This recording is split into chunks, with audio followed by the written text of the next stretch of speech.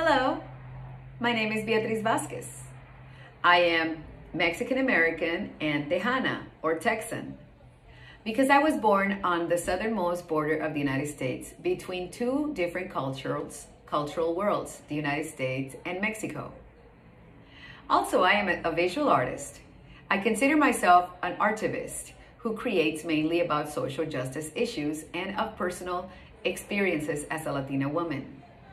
For example, my most recent work, Health and Safety for All Workers, I created to bring awareness and attention to the needs and protection of domestic workers during the COVID pandemic.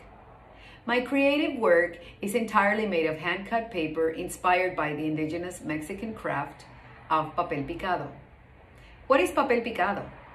Papel Picado was first created by Mesoamerican artisans during the time of the Aztecs with the use of tree bark.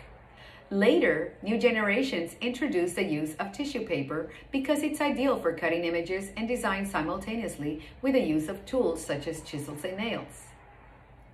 First, artisans place up to 40 to 50 pieces of tissue paper stacked up.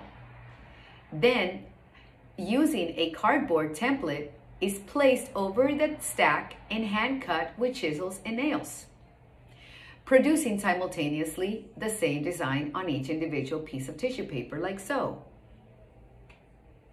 Once each design is cut through each tissue paper, artisans carefully separate each tissue paper and glue it onto a string long enough to display in Mexican and Latin American plazas, like so. Papel Picado is created for particular celebrations such as Day of the Dead or Día de Muertos. My interpretation of Papel Picado in my work is inspired by artisans who create traditional Papel Picado, but I use a knife like this to cut out my designs onto photographic paper. First, I formalize a design in my mind and I lightly draw the idea of the design with my knife onto the photographic paper. And I cut the paper as I improvise each cut by following the lightly drawn shapes onto the paper. At the end of each cut, which I call the skeleton, this is the step that becomes the skeleton, that I call the skeleton.